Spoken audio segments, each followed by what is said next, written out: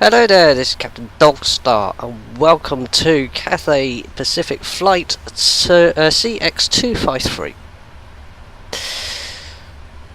Just got the aircraft started up, and I am just going through the preliminary pre-flight checklist. First officer is just doing his pre-flight checklist. He will soon to be, let me just check, yes, in about 8 minutes time he'll be going out of the aircraft doing a walk around check.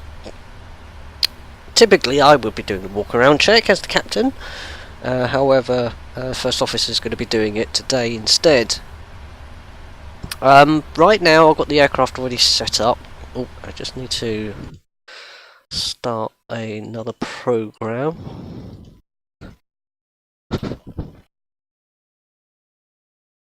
There we go.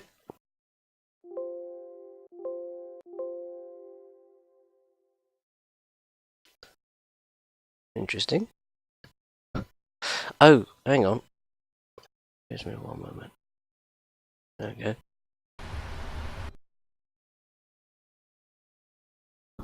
Hang on.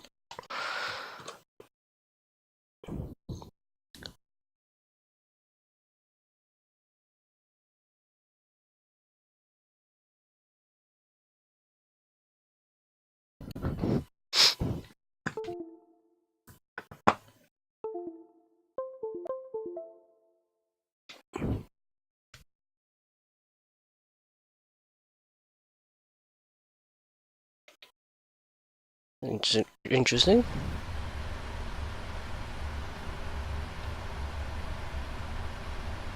I thought I checked everything.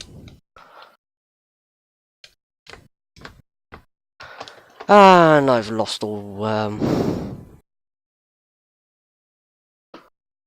Yep, I've lost all flight sim control on that one. Right, I will go back to a technical difficulty screen.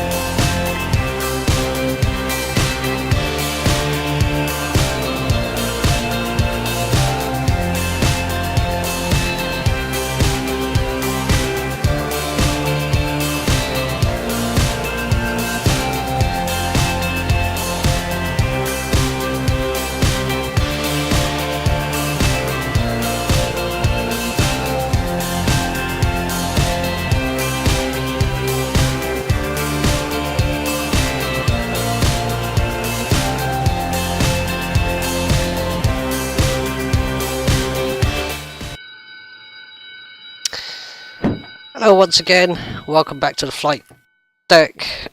Sorry about that, I had to restart my flight simulator there because of a technical glitch. My controls on my yoke didn't actually work, so I had to restart the entire stream. Sorry, not stream. The actual flight simulator, and I had to restart the pre-flight again. So, which means I'm now going to be about 10 minutes late from departure.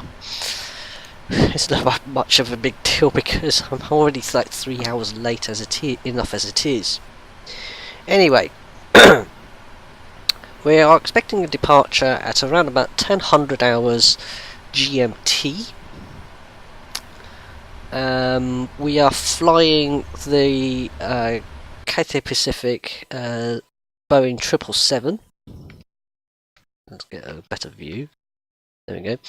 We're flying a Cathay Pacific Boeing 777 aircraft, and we are flying for approximately 12 hours, probably a little bit longer than that to be honest, but it will be approximately 12 hours.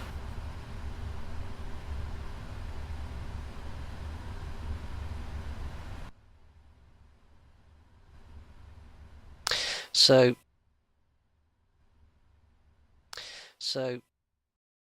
oh, there we go. Yeah, no, sorry, I just wanted to make sure my sound was actually working properly because the I was hoping to do a stream yesterday, but it all went wrong. It all went wrong very, very quickly. So I basically just redone the whole stream again. Right now we've got the first officer actually setting the aircraft up for me. He's powering on systems. He's making sure all the switches are in place. You can probably hear in the background the air noise. That's the air conditioning unit. We also have ground power, which is what's been powered up here, which is these two switches here. Got a battery, battery already on. APU is already set on, but there's actually no power going to it.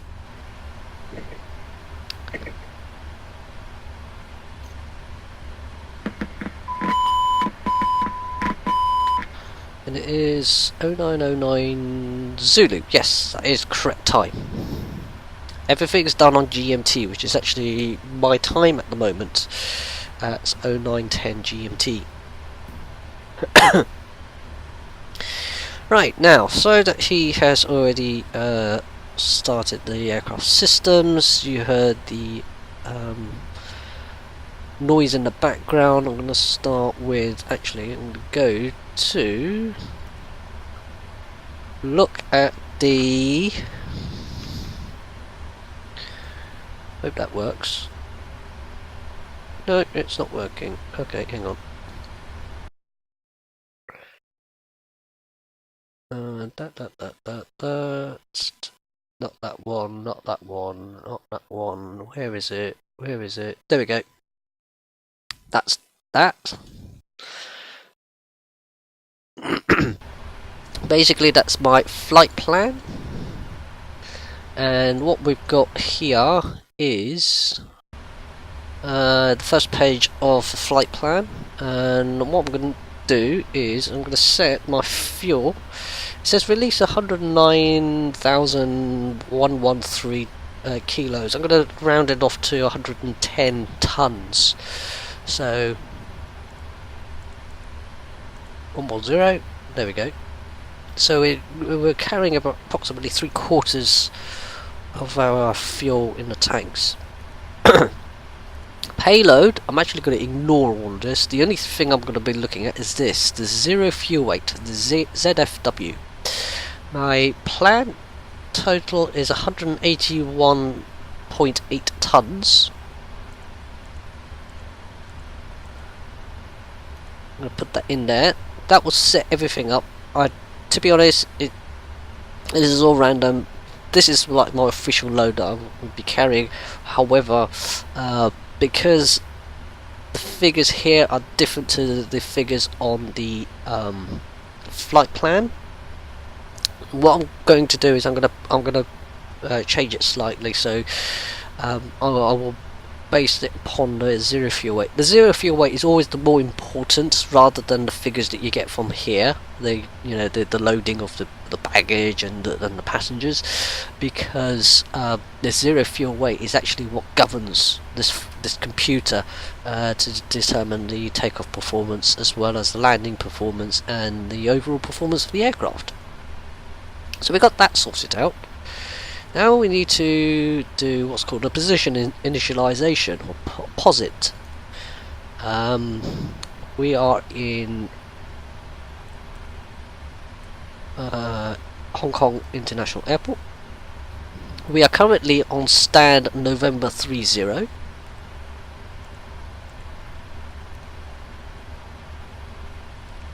My current GPS location is that one, and I'm going to set that into there. Now watch the navigation display here. Damn, it's all now initialized. It'd actually take quite a while, but for the sake of this flight, it's done fairly quickly. So we got primary navigation as well as our artificial horizons. The air data computers are now working effectively and well, so we can now plan our route. Now, as I say, we are currently at Hong Kong International Airport. We're going to EGLL. That's Heathrow. That's the ICAO or ICAO prefix. I'm actually going to request the route. Now, I've already pre-planned this. This is route 3, and you can see it on my PDF on the left hand side. It says route this. Let's do select tool. So the select tool says we're doing route 3. So if I set that to request, just going to wait a few moments for that to actually work. So what's going to happen is the information will be sent to the data computers at Cathay Pacific HQ. There we go, we've got a route 1 uplink ready. So the information is now sent back to us via communications. We're going to load that into it, and we know the route is now loading. There we go, we've got runway and the flight number. So the flight number would be CPA 253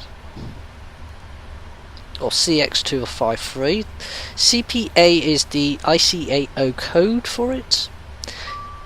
CX would be the IATA or IATA code, which is the one that is more commonly used when you go to the airport itself, and also when you're booking your tickets. We've got performance initialization uplink completed, so that's okay. I'm not using traffic today. The runway is going to be 07 right. I might change it later, but we'll see. I'm going to activate the flight plan. In fact, actually, let me just check.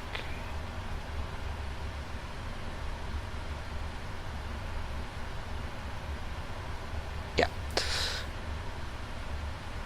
Go back. Execute. So we now got our flight plan now loaded into it. I don't have to write all this. If you look on the left hand side of the screen, you can see that this is the routing. This is the actual routing of the aircraft itself. It's a very, very long flight. Therefore the route is very, very long. In fact, it's so long, it's over 33 pages long. That includes all the charts and all the NOTAMs as well. But basically, we've got how many pages? That's 1, 2, 3, 4, 5, 6, 7, 8, 9, 8 pages of flight planning. It'll probably be a bit more with all the other departures and arrivals. We'll go to performance initialization. Now the information has been put into my computer. It says, do you want to accept or decline the performance initialization data? Well, we already set the zero fuel weight to 181.8 tons, that's fine. We have a calculated fuel total of 110 tons. Our initial cruise altitude today is going to be flight level 320. So I'll do it as 320 because it makes life easier. I'm actually going to accept the data. We're going to do, and we've got wind data as well, so I'll sort that out in a moment. Next thing we're going to do is we're going to look at the thrust limiter. Now the thrust limiter, if you look on the left hand side of the screen, you'll see that we've got what is known as the takeoff data for this runway, this section here. The only thing I'm interested in is this one and this one. We've got the QNH, but we'll sort that out later. The reason why this is important is because the thrust limiter is allows us to put in a value in which we can reduce the amount of power in the engines. And you think, why do you need to reduce the thrust in the engines? Well, we're just doing that to preserve the life of the aircraft engines itself. If we were to use full power all the time, every single time, there's always a greater chance that the aircraft engines would actually explode once it's actually revved up to its maximum power. So to preserve the life of the aircraft engines, we actually what's called derate the aircraft engines. Derating means you've got a fixed point at which it's maximum power that you can get, and then we just take it down a notch. It's the equivalent of going into a car, pressing your foot on the throttle pedal, and instead of going to maximum revolutions on the actual rev meter, you actually go to a certain point and then you change your gear. It means our acceleration will be slightly slower, but it will be more economical, and it would also preserve the life of the aircraft engines, as I say. It's economical because we don't burn so much fuel all at once. That's very good. So in this particular case, we're going to be derating the aircraft engines, and we're going to assume that, well, for starters, the outside air temperature is about, what, 19 degrees outside? It's fairly warm, actually.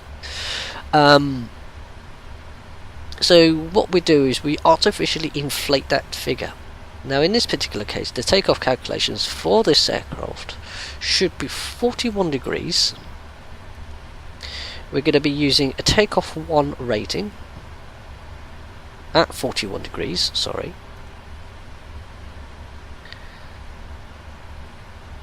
We use climb 1, which is actually fine.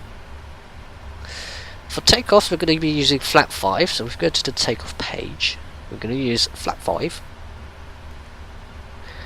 I'll insert the CFG, and you can see that our V speeds are actually put in there. Now, before I put anything else, I'm going to go to the next page, and then I'm going to activate the radios. I'm going to activate the radios to give us the ATIS, or Automatic Traffic Information Service, and I've already preset up the frequencies so that I can listen to it. Oh no, I didn't.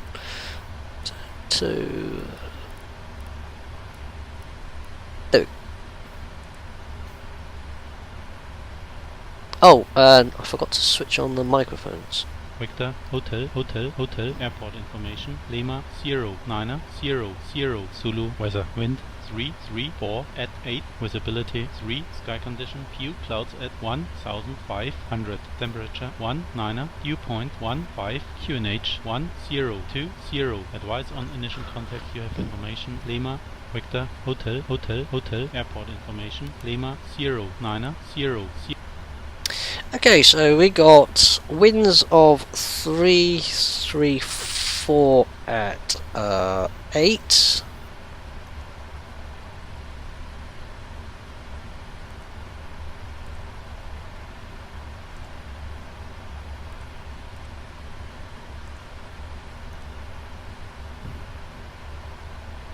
I'm out for the walk around. The outside reference temperature is 19.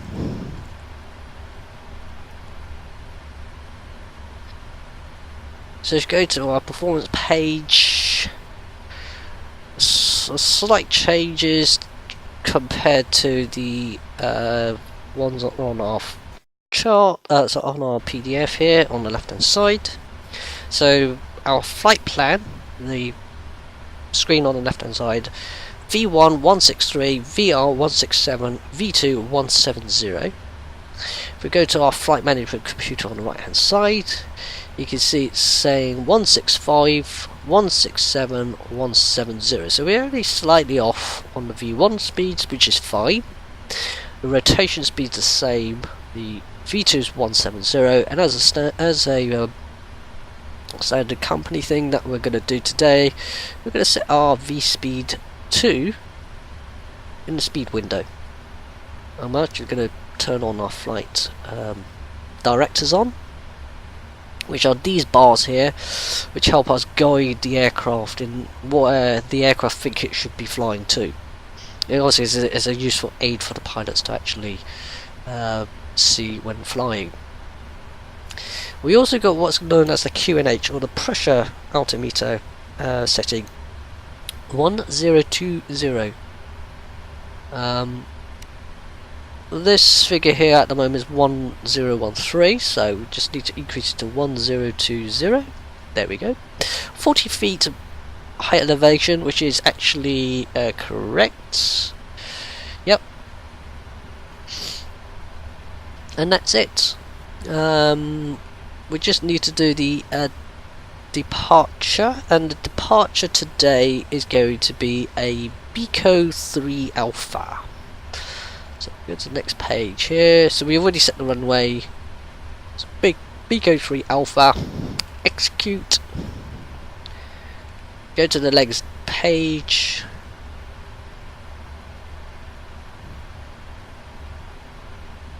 So yeah, so if you look at the flight plan at the on left hand side, you'll see it just on the bottom side of this screen.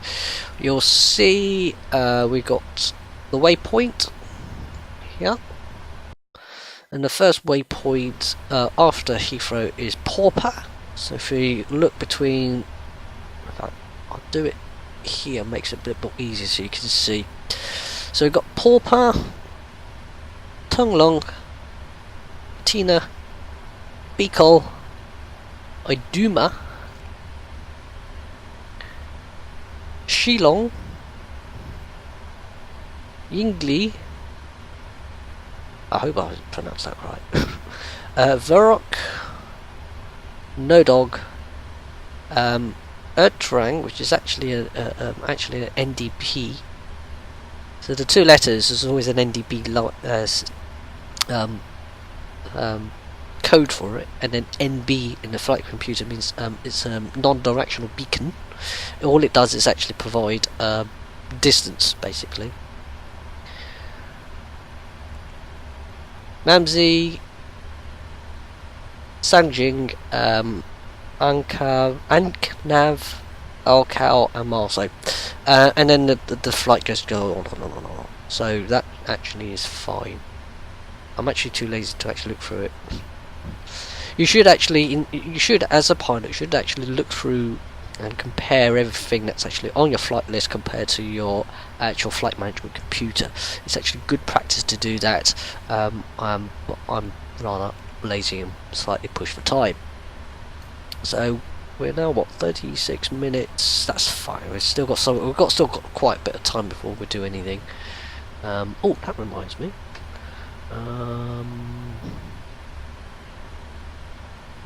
No, I won't do the deboarding because it can take quite a long time. Okay, so one thing we need to do is, and this is a tip for anybody who flies these aircrafts. If you actually see on the what's called the ICAS display, the Electronic Indication Crew Alert System, my god, I know, but we call it the ICAS system. You see it says plus FMC. Sorry, there's a dot. It's So I thought, because that's why I had to expand it. But it says FMC on it, right? Now, people always fail to forget that you can actually get rid of that. And the reason why it's there is because it's saying there's a bit of information you need to be aware of, and that's usually communications. So in this particular case, we had a message when we were loading our flight that says wind data information. Well, if we go to route data, we can actually, on our legs page, go to the wind data, we could actually load the data in. And there you see, it disappeared. But we get another message saying descent forecast uplink ready.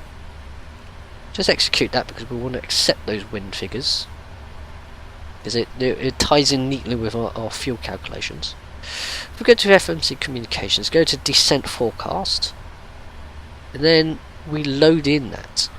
That's where people get tripped up, because they load the data into the legs page, but they don't load data into the descent page, and that's why they always see this FMC message. And that's it. We just leave it on that page, and then we sort out the details for the rest of this flight. So, what have we got right now? We've got an aircraft that is already setting up. We've got in the top right hand corner, this actually disappears every now and again, but I can show you. There we go. You can disappear it if I wanted to. And I'm using a button, I'm not using keyboard. There are people who use keyboard to their nth degree and forever think about it. And I'm talking specifically about certain flight simmers who have controls. They've got basically the same controls as I have, or they've got similar controls that I have, I should say. And I'm thinking, you know what? You've got all these controls, you've got all these buttons. Why don't you make use of them? People don't use it as often as they should do. So I like using the buttons where I can, because it's more convenient. The same way when you're in the flight deck, when you're flicking a switch, there is a purpose for that switch to be there. So I've set this flight simulator up in such a way so that it makes my life so much easier. For example, I can quite easily flick a switch here for the fuel control switch. Now, I did that with my mouse, and you can see the hand on there. Now, if I move it to one side, you can see it's off, right? Now, on my throttle control unit next to me, I can switch it on. I can switch it off.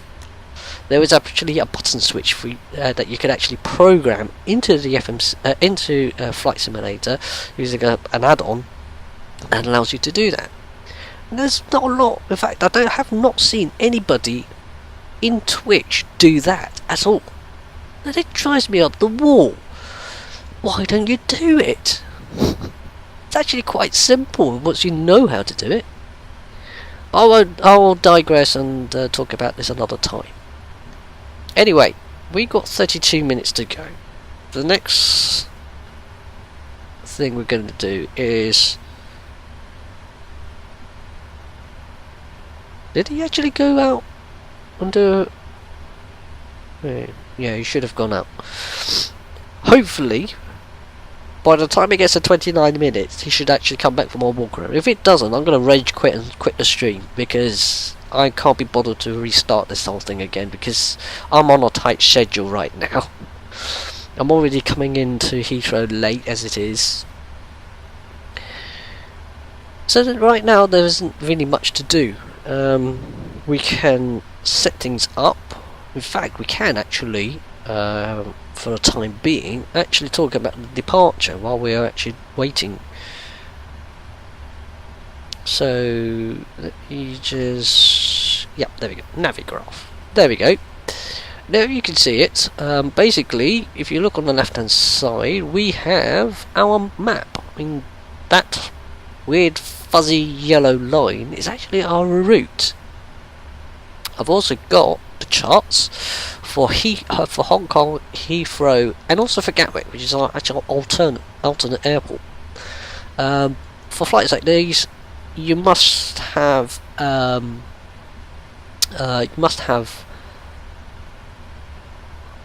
an alternate airport in case that you need to actually divert.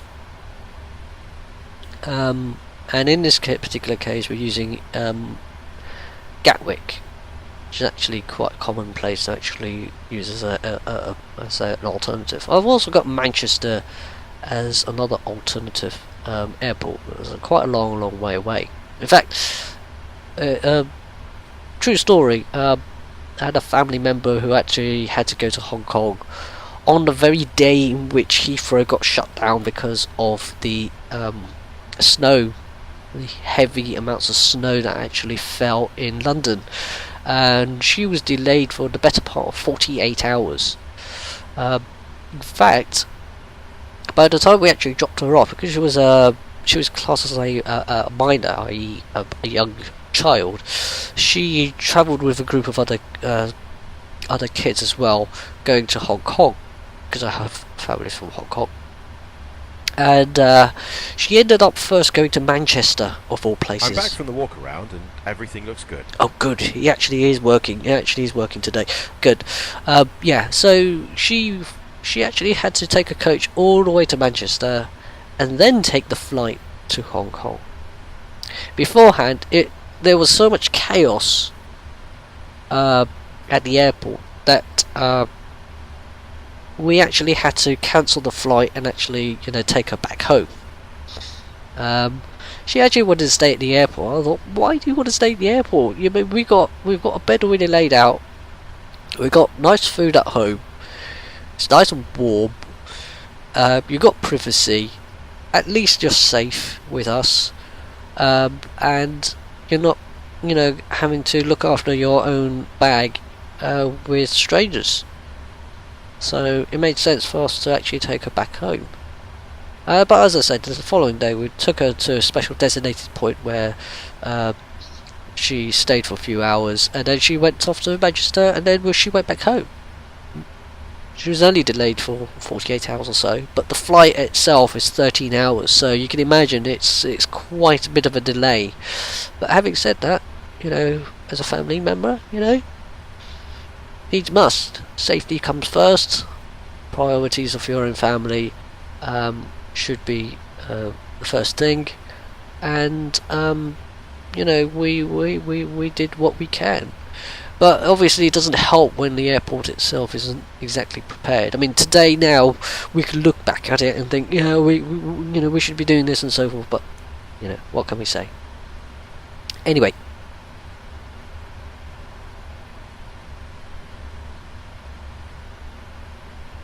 Oh, is that me? Oh, that's the other microphone. Sorry, I thought I had set the wrong microphone switch on. So there we go. That's a bit of a true life story. Now, let's have a look at the charts. There we go. Oh, for goodness sake! Please tell me it didn't reset everything. It did reset everything. Okay. That's interesting. There we go. View charts. Charts are what I wanted. Here we go. Here we are at Hong Kong.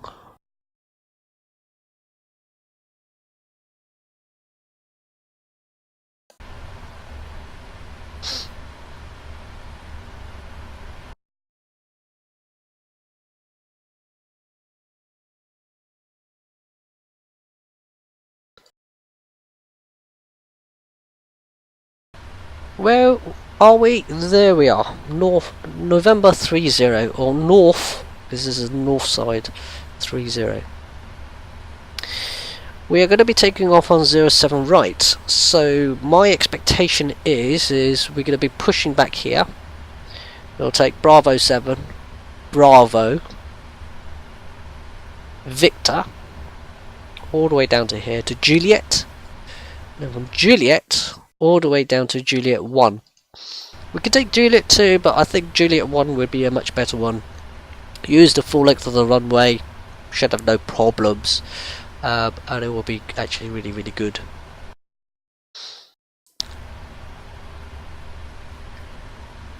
The departure is going to be this one, we're going to use the BCOR 3 Alpha. The text says climb on a heading of 074, so on our heading panel on the left here, I'm going to put 074. Track to a waypoint called Pauper, which is out in front of us. Oh, and that is actually a navigation beacon. So if I go to the nav rad, actually, we'll go to the fixes page.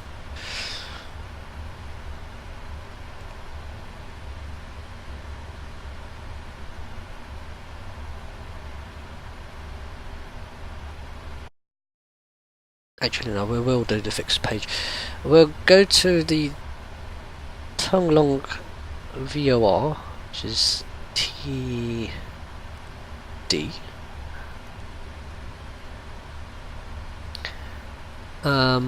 We are to intercept the Tonglong radial 297. 297. Hi guys, can we start boarding now? Yes. As I've always command from the flight attendant. And then turn left direct to Athena, turn left to BCOR. So we'll be taking off on 074 here to Pauper. Turn right to intercept the 294 Tonglong VOR. Turn left to Athena. Turn left to BCOR. Now the reason why we're doing this approach rather than just going over like here, for starters, we've got a 3,000 foot obstacle. Well, at elevations actually about 3,000 feet. But also this whole section here is the entire state of Hong Kong. This is where residents live, so you don't want to fly over there. So we turn right, turn around, and we basically go around Hong Kong. And this line here is actually the Hong Kong air traffic control, and then above here you got mainland China. So we'll be exiting China, exiting Hong Kong very quickly because it's a very small place. Safety sector altitudes for this flight will be 4,300 feet within the Hong Kong flight information region. So we'll take the highest figure, which is 4,300 feet. Transition altitude is 9,000 feet. That's something I forgot to put in here.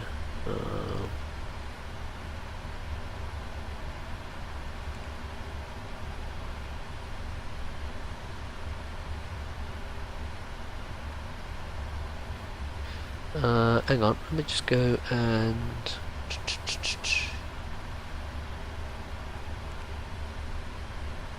there was a page, if I can remember where it was.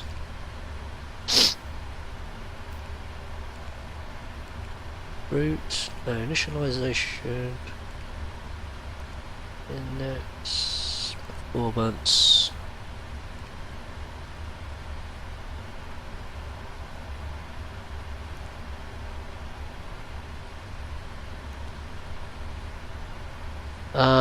Just give me a moment.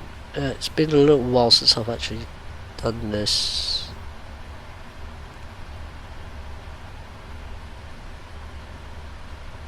Acceleration altitude is 800 feet. Acceleration height altitude is 1,500 feet.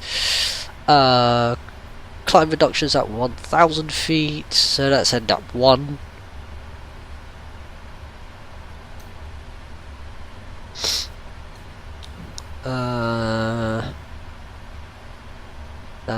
No.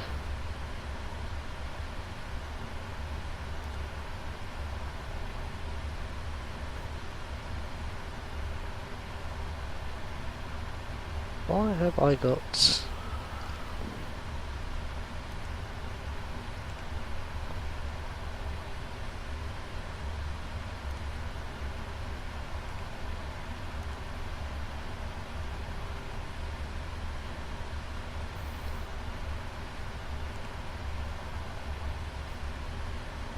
There is a... Sorry, I have to do this properly because otherwise I might not get the right indications so when we are in transition level. I'm trying to remember where the hell it is. Not that one. That's not that one. I'm sure I had it. Where was it?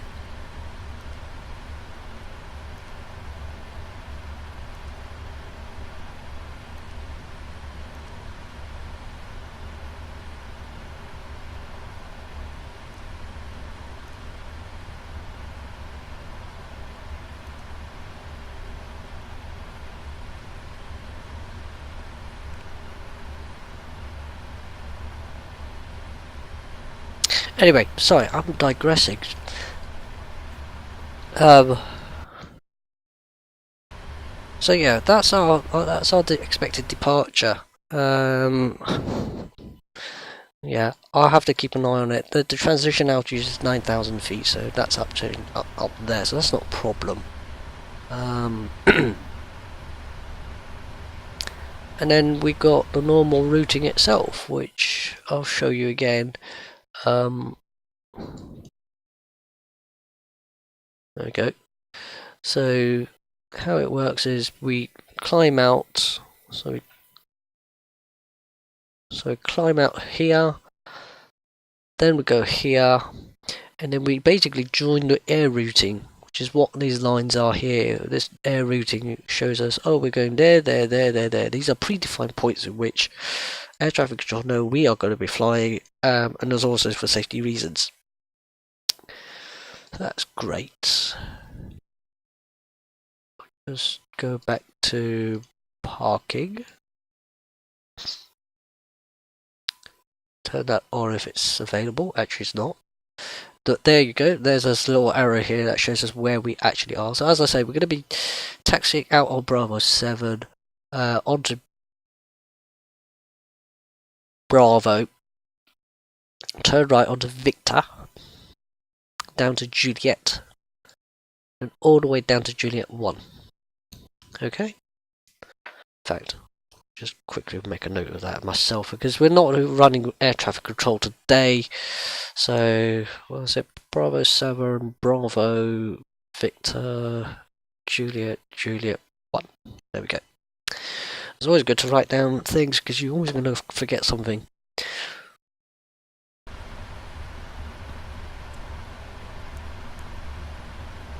Okay, so the first officer is now doing his what's known as pre-flight flows. It's now 19 minutes from departure. Go around. Wind shear ahead. Wind shear ahead. Wind shear ahead.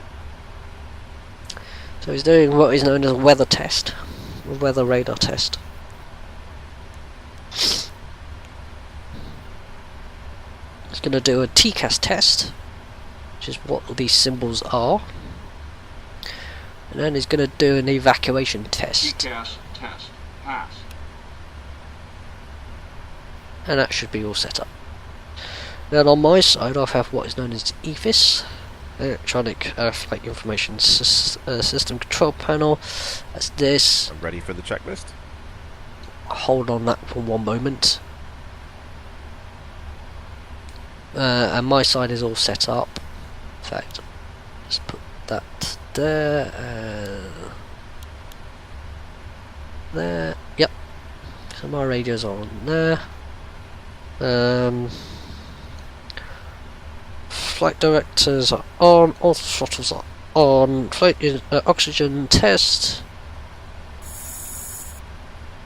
It's completed. Flight instruments checks. Fuel control switches are zeroed, and we can do the pre-flight checklist. Pre-flight checklist.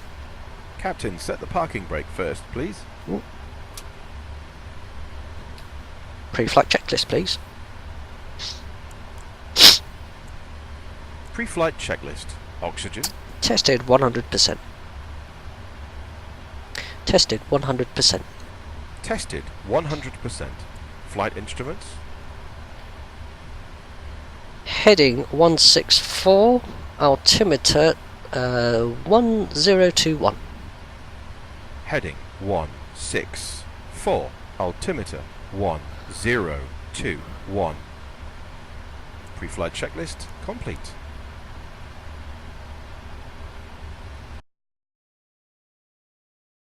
Good, so we've got that set up.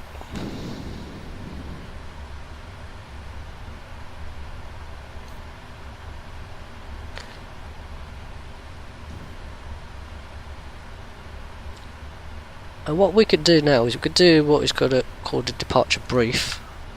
But I'm not going to do a normal departure brief. I'm going to use the actual what is known as FS to crew. This add-on is called FS to crew, and this allows me to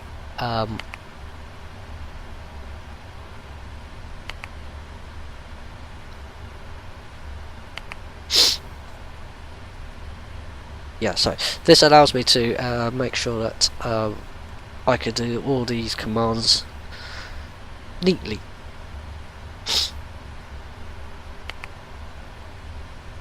So I'm going to play the brief. Are you ready for the departure briefing? Go ahead. Okay, we're at a gate. The taxi route out to the departure runway will be as assigned. This airport uses ASDEX, so don't forget to turn on the transponder prior to taxi. We will use reduced thrust for takeoff, and for the takeoff config we'll use flaps 5. Packs will be on. Anti-ice is not required. We will use NADP 1. Thrust reduction altitude is 1000 feet. Acceleration altitude is 1500 feet. Departure routing will be an ATC assigned SID. As for concerns, there are no special factors for this departure. Okay, for the takeoff briefing, I'll be the pilot flying. During the takeoff roll, you can call out any malfunction or warning and silence the oral warning. I will call stop or go. I'll reject the takeoff for any warning or condition that significantly affects the safety of the flight. Before 80 knots, I'll reject the takeoff for any of the following: takeoff configuration warning, system failures, activation of the master caution system, tyre failure, unusual noise or vibration, abnormally slow acceleration, if a side window opens, fire or fire warning, engine failure, predictive wind shear warning, if the airplane is unsafe or unable to fly. Between 80 knots and V1, I'll reject the takeoff for a fire or fire warning, engine failure, predictive wind shear warning, or if the airplane is unsafe or unable to fly. After V1, takeoff will be continued and no action will be taken before 400 feet other than to apply toga and silence the oral warnings. Do you have any questions? No questions. Okay, departure briefing complete.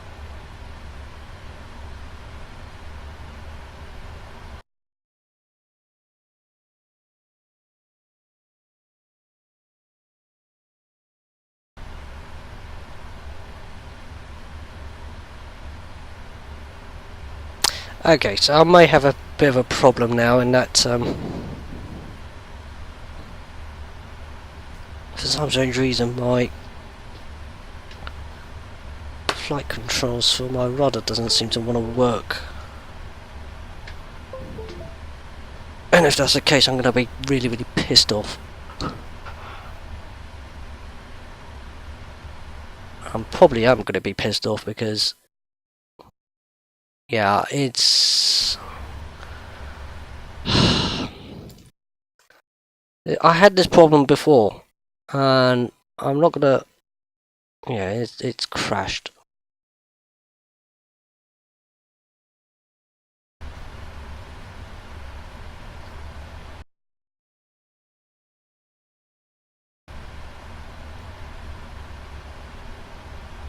Well, I'm not going to stop this flight. What I'm going to do is, I'm not going to do the taxi, I'm just going to do the pushback itself. And once I've done that, I'm going to reposition the aircraft so that it's actually on the runway.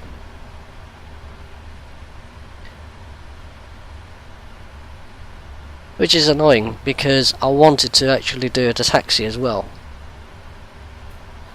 And I can't do that if the aircraft... Oh, sorry, if the flight sim can't set up properly. And I'm not going to restart the computer either, because that's the only way I'm going to be able to actually get this to work. I had this thing working and it stops, and it pisses me off every single time. I've got to restart, or I have to do this, or I have to do that, and Which is the reason why I rage quit yesterday.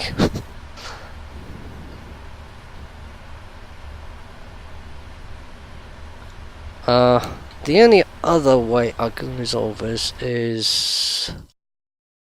Let me just check. Yeah, my those work, but not the thing. I'm just thinking.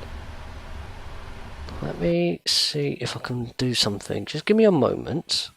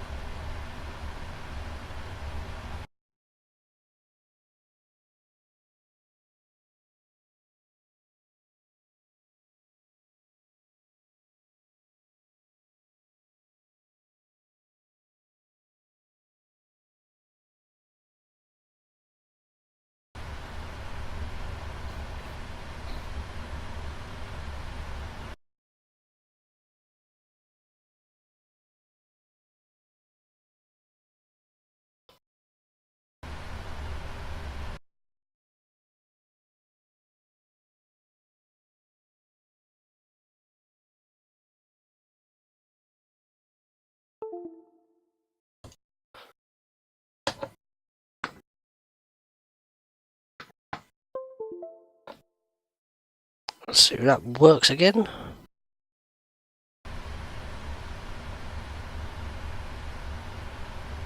No, it's not.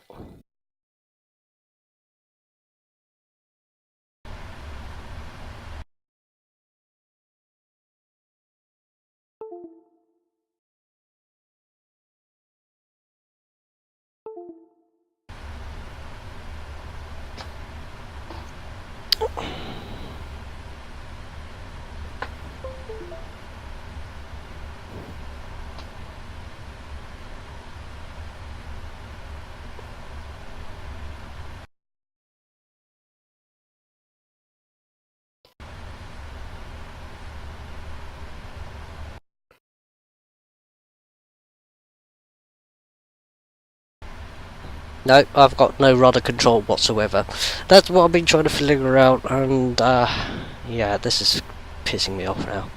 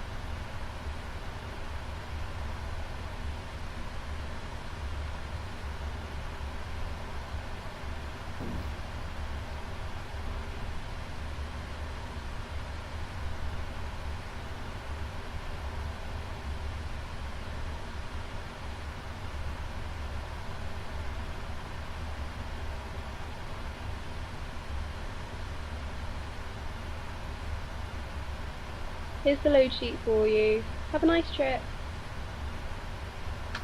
Thanks.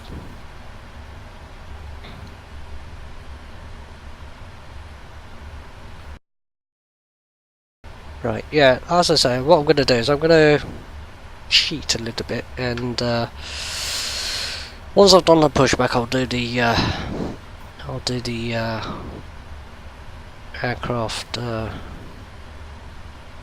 maneuver. It is a cheat, but what can I say? I've got problems with my rudder pedals. It also means I don't have any brakes either, which is going to be interesting. So yeah, that will be very interesting. I have no brakes whatsoever. Oh no, hang on, I know. Just give me one moment. I do have. Let's see. Actually, It's UAPC. Steering tiller, yes. Right, and button switches. Let's control. Brakes.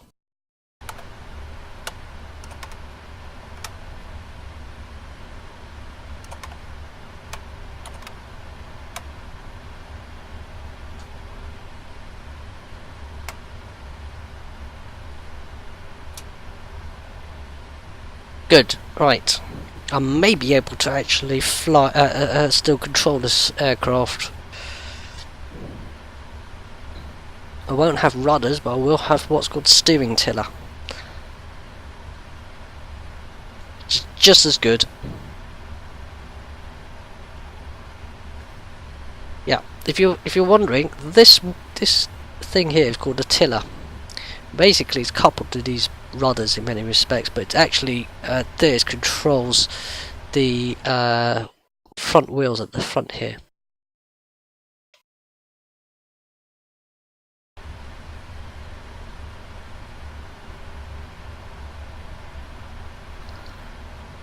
So I have some way of controlling this aircraft on the ground. So actually, no, I will be doing the thing. Oh, hang on.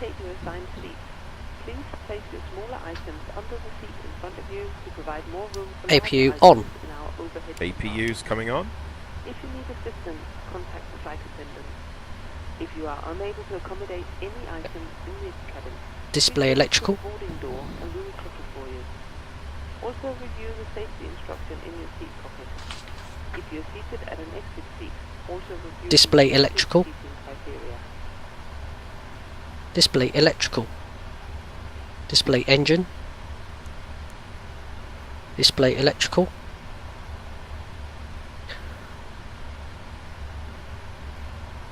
Display electrical, please.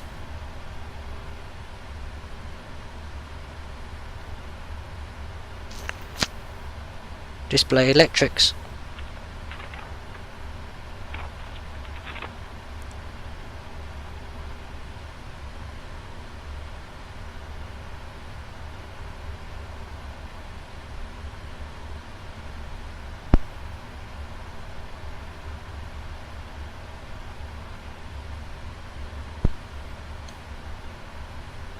Okay, so I've got the electrical page up, and what I'm doing is I'm just waiting for the electrics to go on. There we go.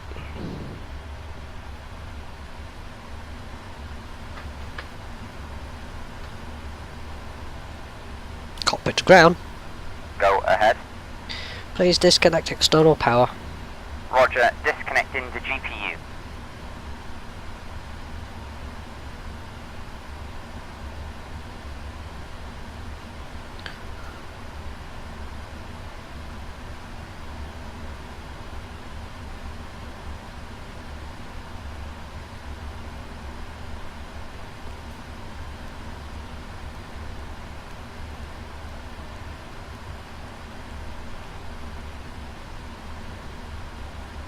Captain, the GPU is disconnected. Thanks. Ground flight deck. Go ahead. Can we pressurize the hydraulics? Roger, you are clear to pressurize the hydraulics. Thanks. Okay, so can pressurize the hydraulics.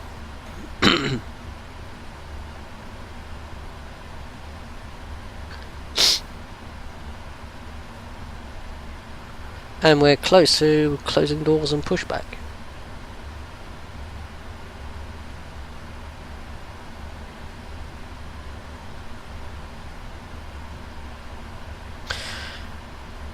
One of the things I'm going to be doing in this is I'm going to show you an actual safety video that's actually for Cathay Pacific, especially for this particular aircraft. So it'll be very interesting to give you a real life representation of what it's like to fly. If you've never actually flown long haul, I'm going to say this, but basically a good representation of what to expect.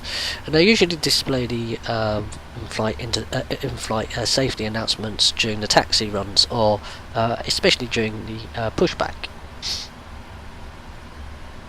So we've got 2 minutes to go. Passenger and cargo doors are closing. The flight attendant will be arriving in a short moment, and will just give me information. Hi, Captain. The cabin is ready to go. Thanks. If you need anything, just let me know. And then she promptly slams the door. Fair enough.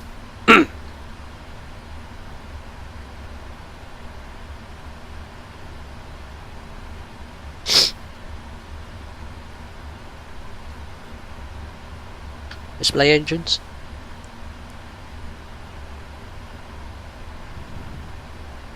Display electrics.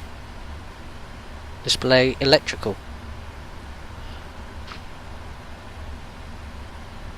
Display electrical, please. Display status. Display status, please. Display status. Display comms, please. Display doors. Display doors, please. Display engines. Display engines. Wow, it doesn't always pick up my voice. Display engines. Right, I'll do it myself then.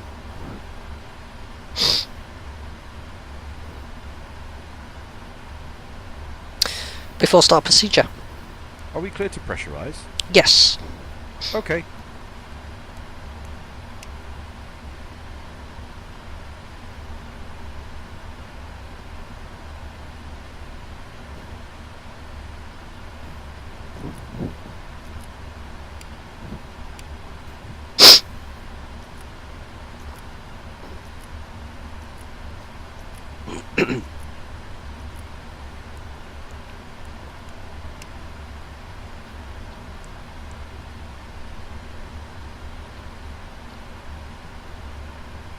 I'm ready for the checklist. Before start checklist. Before start checklist. Flight deck door. Closed and locked. MCP. V2170. Heading 074. Altitude. Flight level 320. Takeoff speeds.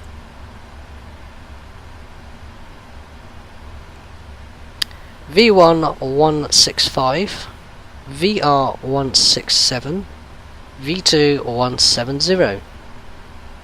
CDU pre-flight. Completed. Completed. Trim. 5 units 00.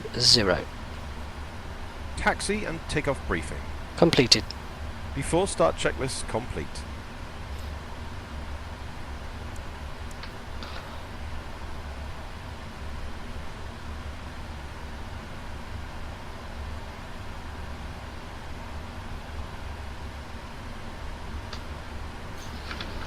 Okay, so cabin crew arm slides.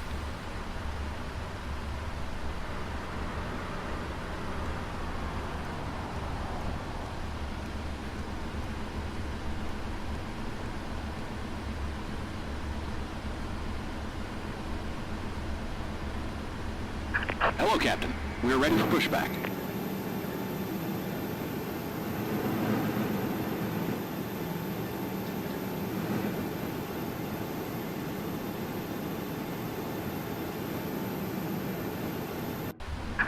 Locking gear.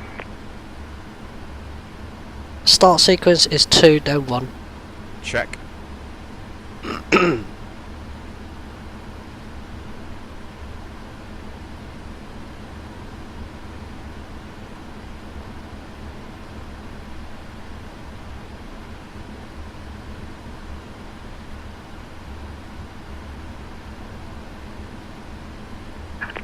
Departure check completed. Bypass bin inserted.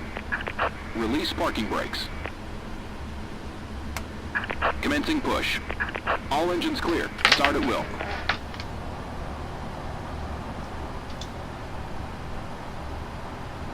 Start engine 2. Starting 2.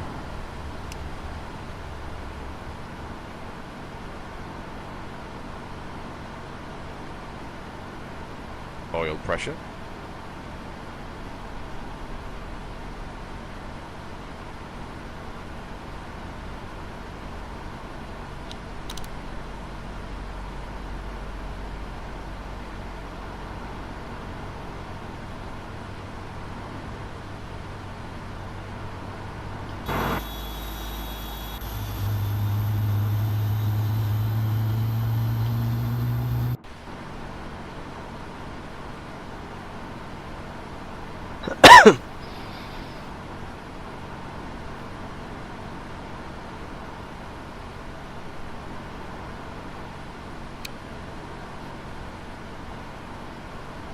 Start engine 1.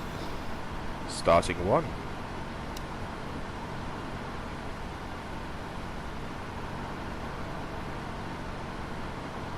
Once again, ladies Oil and pressure. gentlemen, welcome on board today. This is your purser speaking. Please direct your attention to the cabin crew for important safety information. There is an instruction card in your seat pocket that illustrates the safety equipment on board this aircraft. Regulations require compliance with this information as well as all crew instructions, the lighted information signs and posted placards. Fasten your seatbelt by inserting the metal tips into the buckle. Tighten by pulling on the belt. To release your seatbelt, lift the metal flap on the buckle. It is our policy that you keep your seatbelt fastened at all times while seated. Doors are clearly marked with exit signs and instructions for door operation. Each door is equipped with an escape slide. Locate the nearest exit to you and note that the nearest exit may be behind you. In an emergency, lights will illuminate the aisle. The cabin is pressurized. If there is a loss of cabin pressure, a panel will open and oxygen Set parking brakes. will appear. Remain seated with your seatbelt fastened and pull a mask towards you to start the flow of oxygen.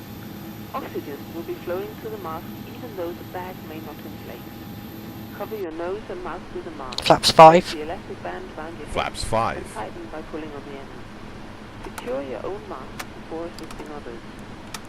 Your life jacket is located under your seat. Tighten the straps and once outside the aircraft, pull on the tabs to inflate your jacket.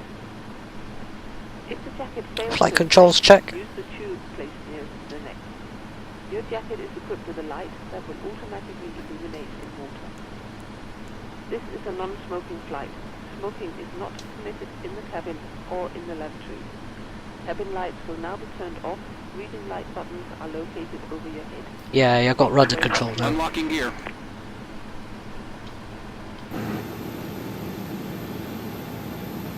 Tow truck disconnected. Bypass bin removed.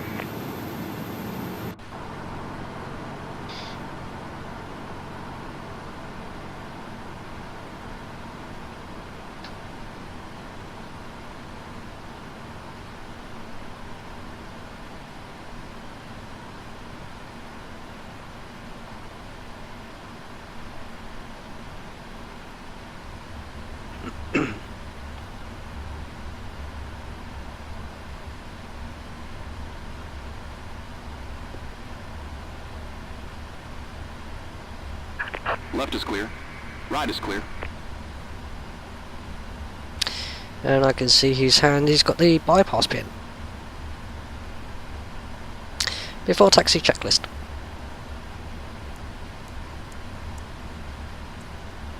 Before taxi checklist. Anti-ice. Auto.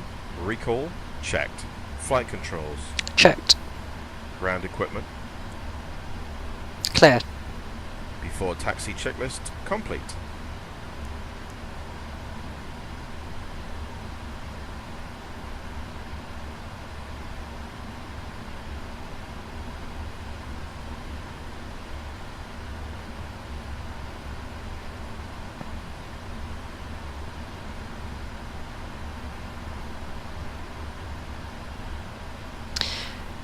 Clear left. Clear right.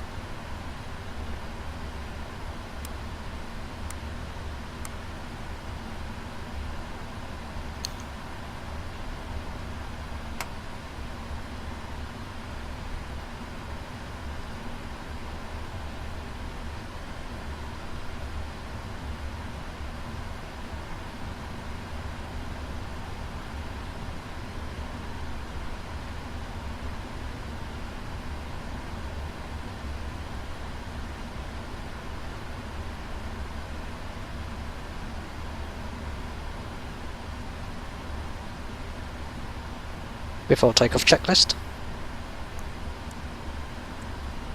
Before takeoff checklist. Before takeoff checklist complete. Okay, so what I'm going to do is I'm going to do the safety announcements for you so you can get an idea of what to expect. From the moment you begin your journey, we're here to make the experience effortlessly smooth and enjoyable. Because your safety is important to us, please take a few minutes to watch our video. 由而家開始，我哋會展開一段舒適、稱心嘅飛行旅程。請用幾分鐘留意呢段短片，因為你嘅安全對我哋嚟講係好重要。If you're traveling with hand luggage or large items, make sure they're stored in the overhead compartments for takeoff and landing. 如果你有隨身攜帶手提行李或大型物件，喺航機起飛同降落前，請確保放喺行李櫃裡面。Personal electronic devices using Wi-Fi and Bluetooth should be switched off now, or you can set them to airplane mode. Transmitting devices cannot be used in the aircraft. If any electronic devices become trapped in your seat, please don't adjust your seat and ask our crew to help you. 而家請關上具有無線上網同藍牙功能嘅電子用品，又或者將佢哋調校到飛行模式。任何傳送設備都唔可以喺機艙內使用。如果有任何電子產品攝咗喺座位裏面，請唔好擅自調校座位，並通知我哋嘅機艙服務員。You can place any small items underneath the seat in front of you. 你可以將細件嘅物件放喺前面嘅座位下。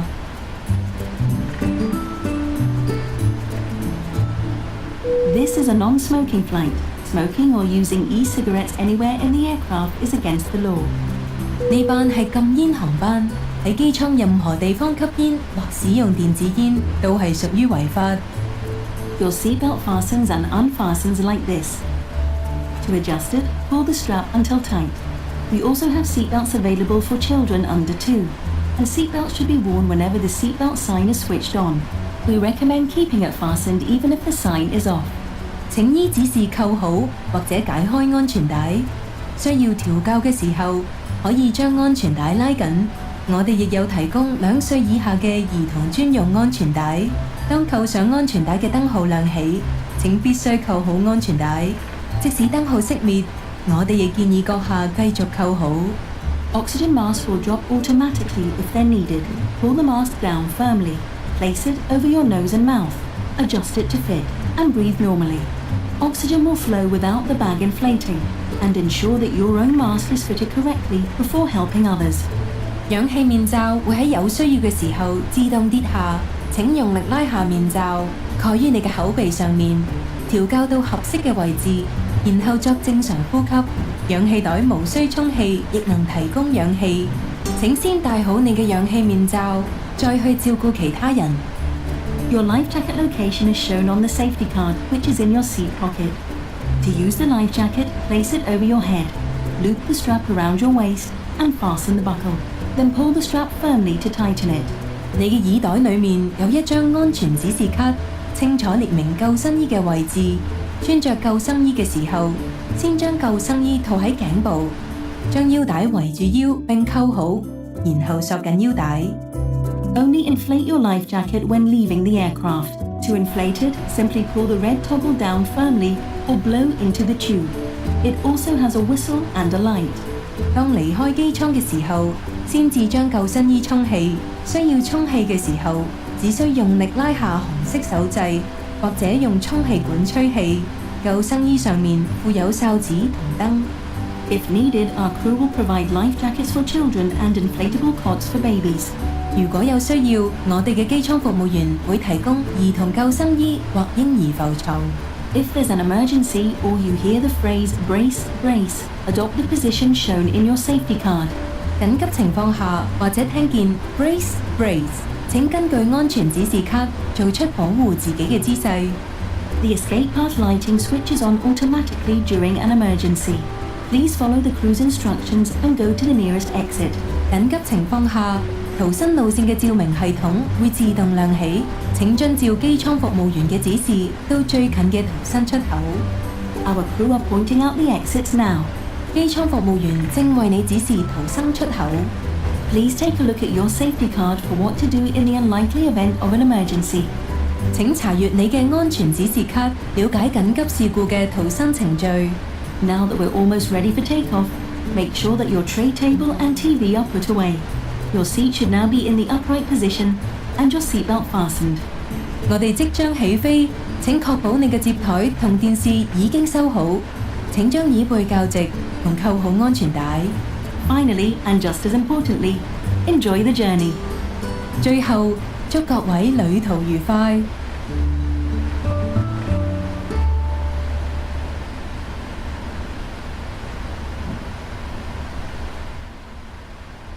So there we go, that's the Cathay Pacific's safety announcement.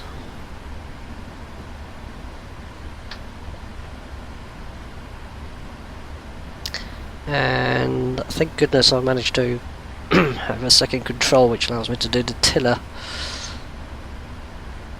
because it allows me to at least taxi the aircraft without too much problem.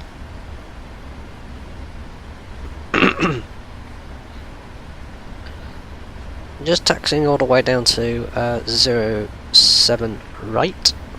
It is 07 right, isn't it? Yeah. 07 right.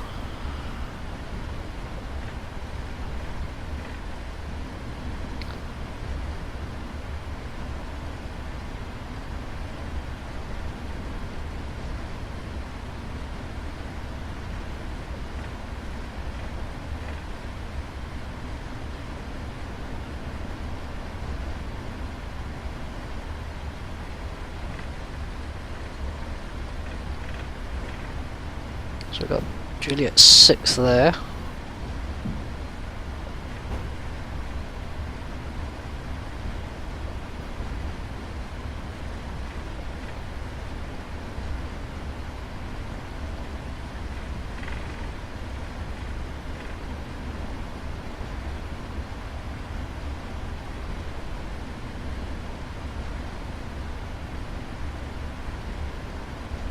What we're doing is we're going to be taxiing all the way down to the very end of the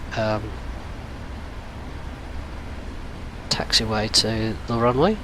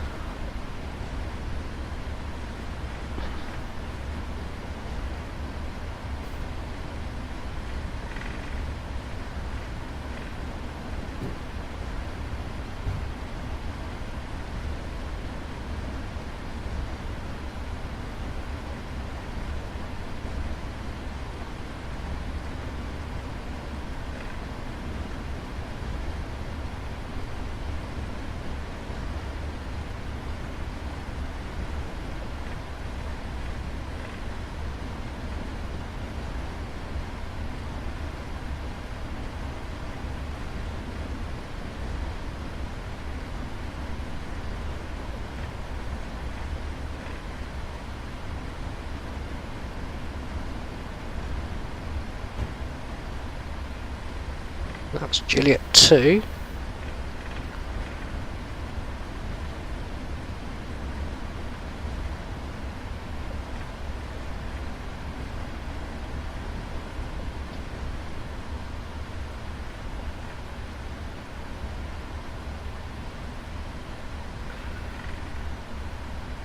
Runway entry procedure. Check.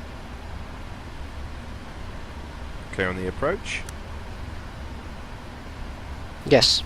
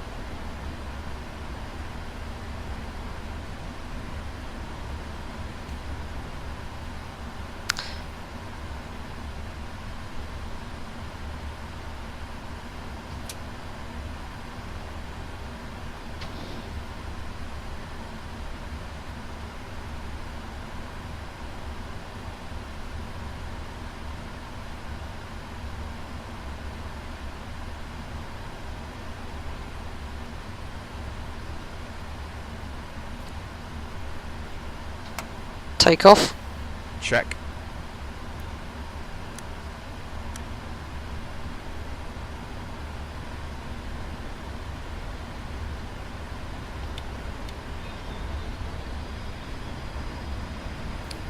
Set takeoff thrust.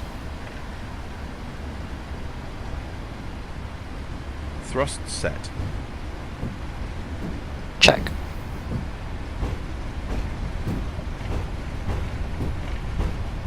$80 knots. Checked.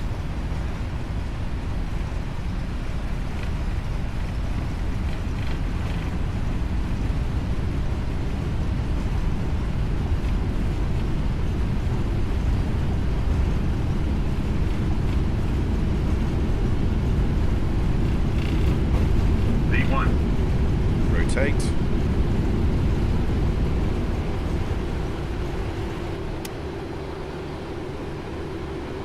Positive climb. Gear up. Gear up.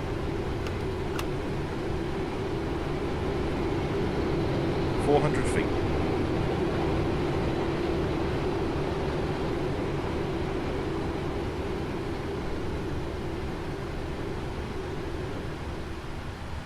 Climb.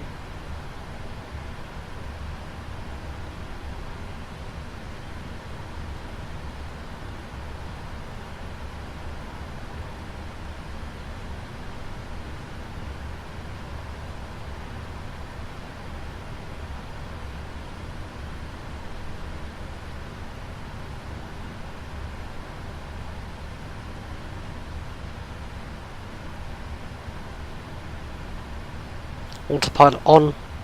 Autopilot.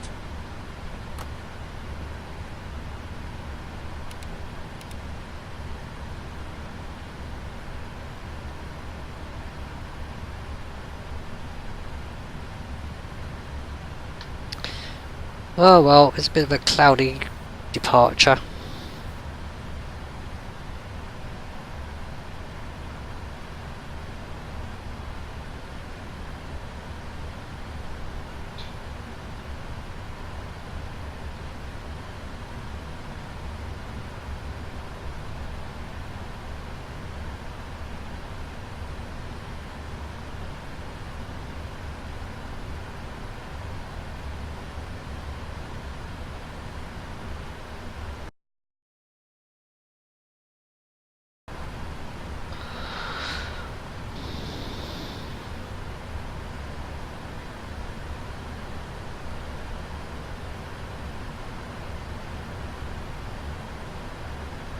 We've got Hong Kong.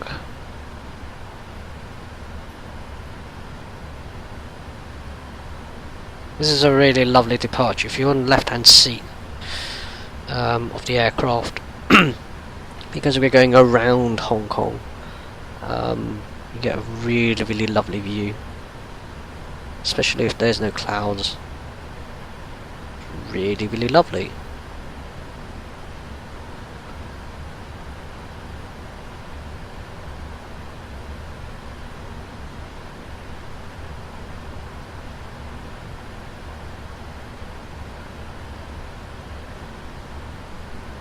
Flaps 1.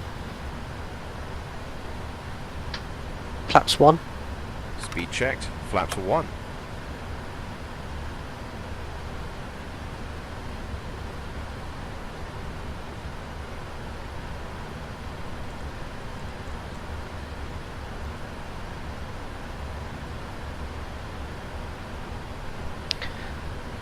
Set heading 115.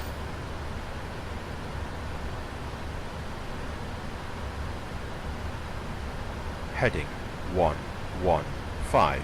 Set.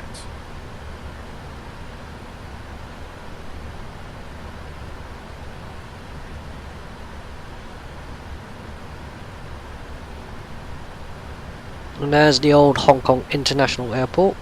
Check.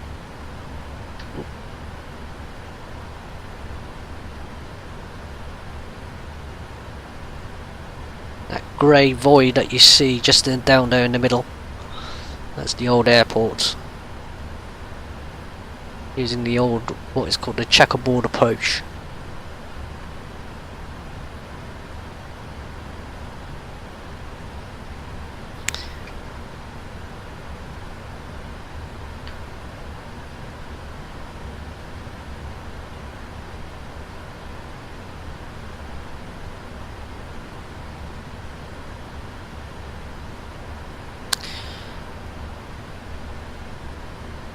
Transition altitude, standard set. Transition altitude, standard set. Standard set.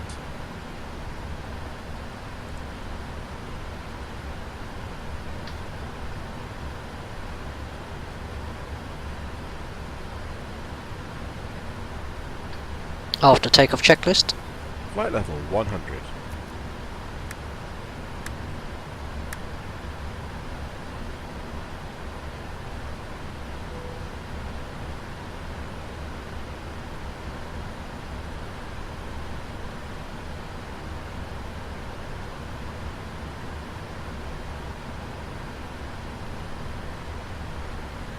After takeoff checklist.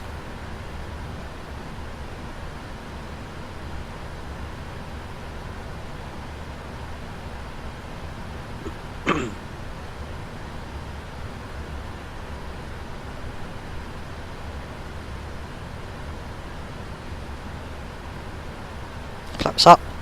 Speed checked. Flaps up.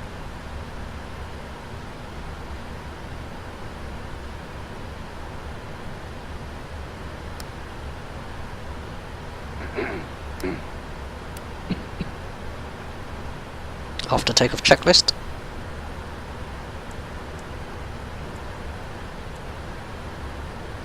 After takeoff checklist. After takeoff checklist complete.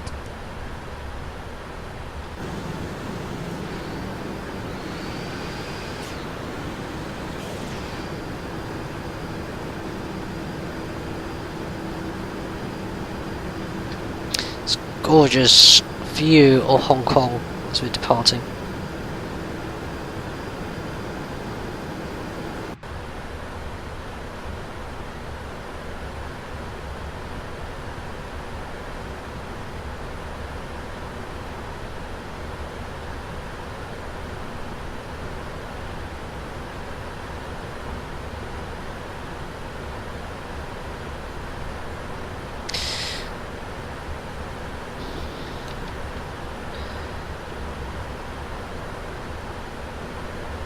Just to let you know that we're going to be flying in darkness for quite a long time.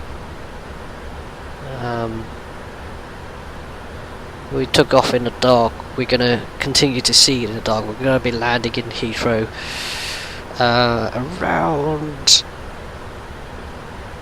10:30. 10:30 in the evening. That's 22:30 hours.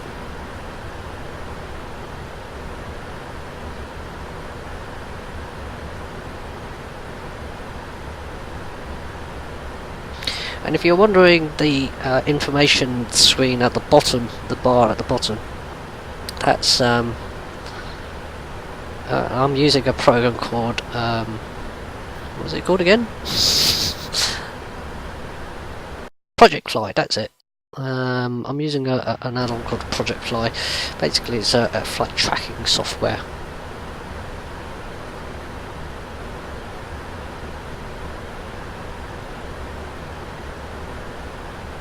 What I'm going to do is I'm going to continue this stream once we get to cruising altitude, and then once we get to cruising altitude, I will then turn the stream off, and then we'll come back once we're closer to our approach, and I'll probably be starting the stream around about 9ish. I don't know what time, to be honest, but if you follow the stream, you can hit like, subscribe, whatever. So long as you get a notification saying that I'm actually online, then you'll know that that's when I'm actually back online. I don't just do flight sims, I also do some gaming as well.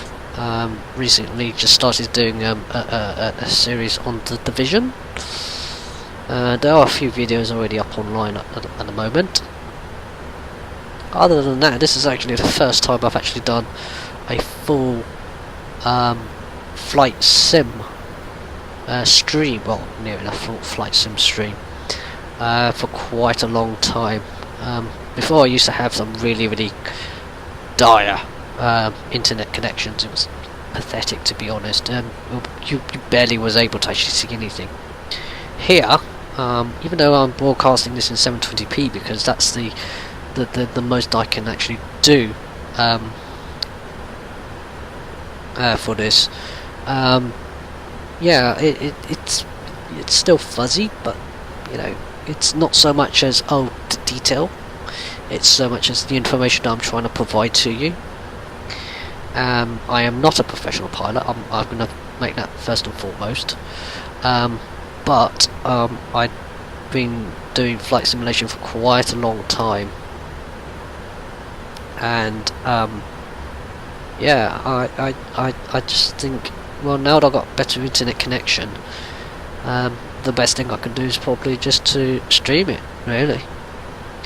And it's also a more of a challenging prospect when you consider the fact that you know, I'm a single person here, trying to fly this aircraft, you know, one-handed basically, which is the reason why I'm using this lovely add-on called FS2Crew, which is the voice command program. I'm also using all sorts of other add-ons, which include this aircraft, which is from PMDG.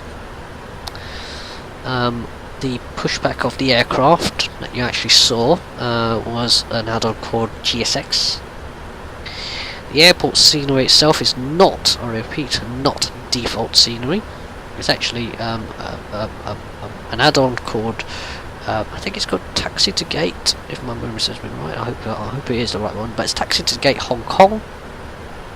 It's a fantastic piece of add-on. Doesn't use actually a lot of resources on your own PC actually.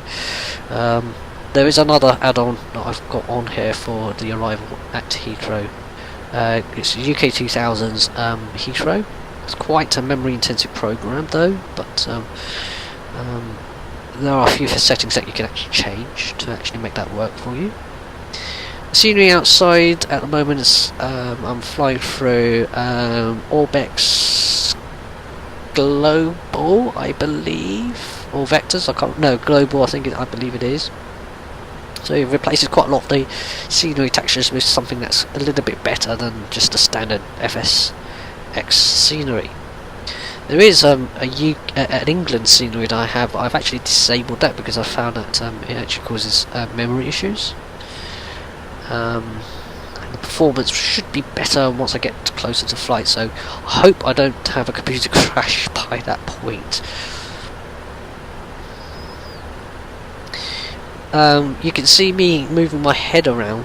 This is actually me moving my head. That is actually an add-on called Track IR. It's a software and hardware add-on. It uses an infrared beam which I've actually connected to my headset. There's an infrared receiver which is on the post of my two monitors that I actually have. So it's actually seeing the infrared signal. So once it sees it, it moves in conjunction to where I'm seeing. This is almost like VR, but not VR. I'm also using. Hang on, let me just do this. There we go. If I pause the track IR, and I can use my mouse. This is me moving my mouse. That's a program called Chase Plane, which also can be used in conjunction with Track IR. In fact, it's actually a lot of people use Track IR, so that's a neat feature in which you can use both at the same time. I'm clicking the middle button, which actually changes the view. And then that allows me to change sceneries. Also changes different panels. So I've got this one. In fact, let me just see if I can. There we go. That's better. And if I just press the middle button, update the preset, so it's a little bit more squared.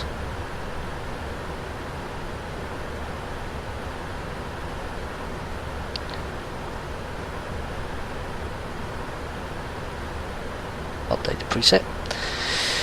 So I can move from panel to panel. So I got the overhead, I've got the main cockpit controls, the EFIS, the navigation displays, and the ICAS displays. I've got the center console. I'm not sure why is it all resetted. I believe it's settings.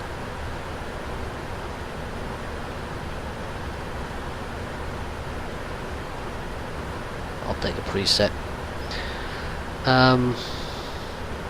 Got a rear seat view, slightly upper rear seat view. EFMC, CDU I should actually say.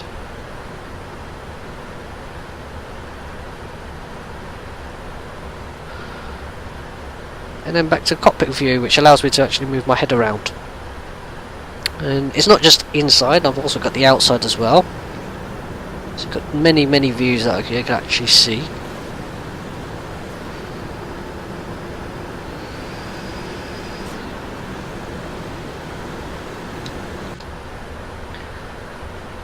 And there we go. So as I say, we're getting close to our top of climb. And then from there I will actually stop the stream. And then hopefully when we get closer to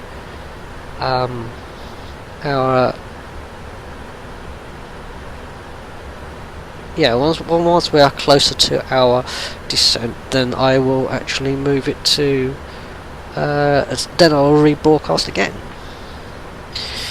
So what I'm going to do is I'll use this, switch on the dome lights so we can actually see what we're doing in here. We're not always in the dark all the time.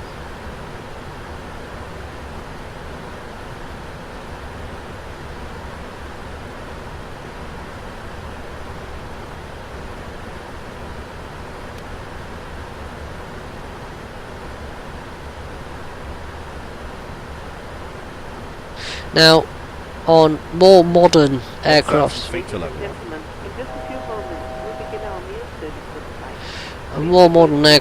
the left-hand side, this is what is known as a charts table.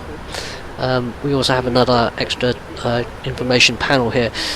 Modern aircraft these days would have what is known as an EFB, or electronic flight bag.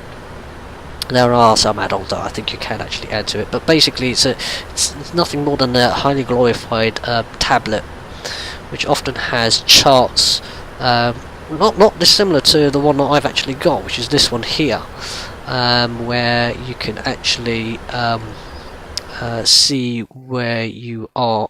So have information on the screen so that you can actually see where you are in relation. But also to make sure that you've got the charts itself. the other interesting thing is that there we go. The other interesting thing is that the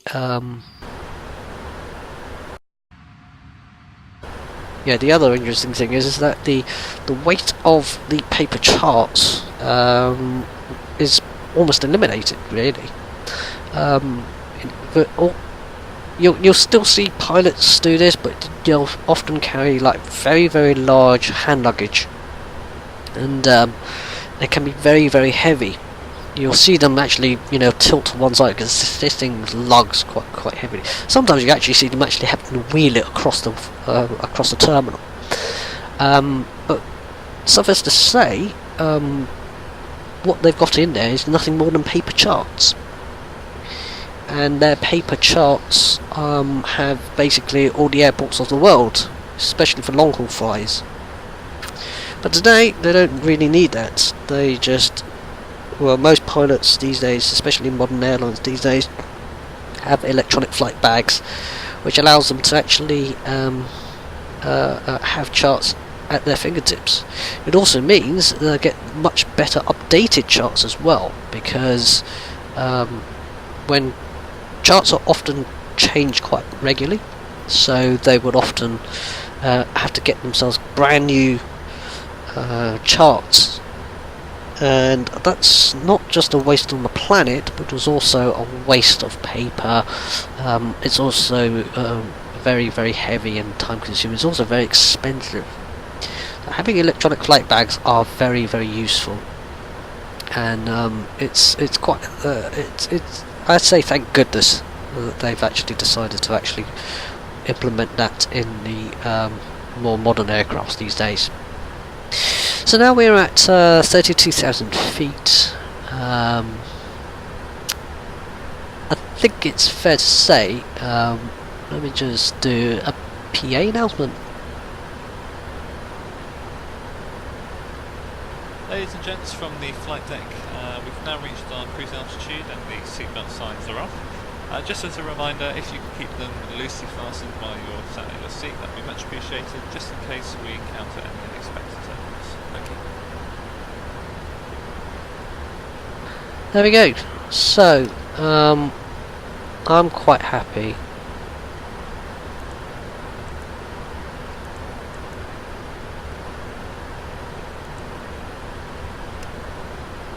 I'm just going to do a cheat and do that.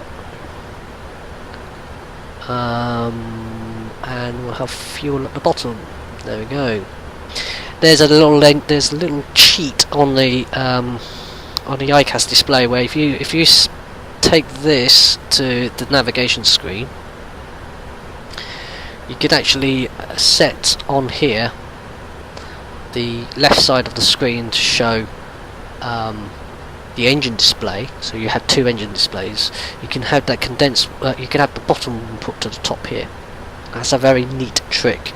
Put it back, and then you can have the low display show your fuel. So you can have all of your information all at the same time instead of the basic ones. Anyway, I am now at cruising altitude. I just want to say thank you very much for taking the time to watch this flight. I haven't had anybody chat today, but this is early days. I'm at cruising altitude right now, and as I say, my expected flight time is for 12 hours. I departed some 22 minutes ago, so I departed around 10 o'clock.